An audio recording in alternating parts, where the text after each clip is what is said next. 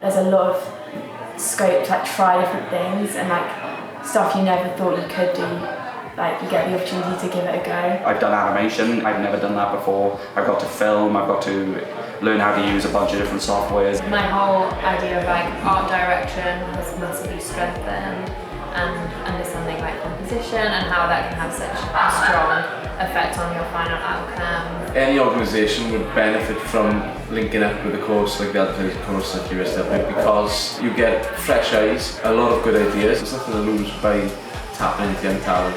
Everything I've learnt along the way has all sort of come to this ultimately.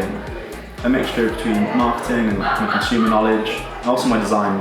I've been doing design for a long time, even before university, but getting that sort of extra critical look from my lecturers has been extremely helpful.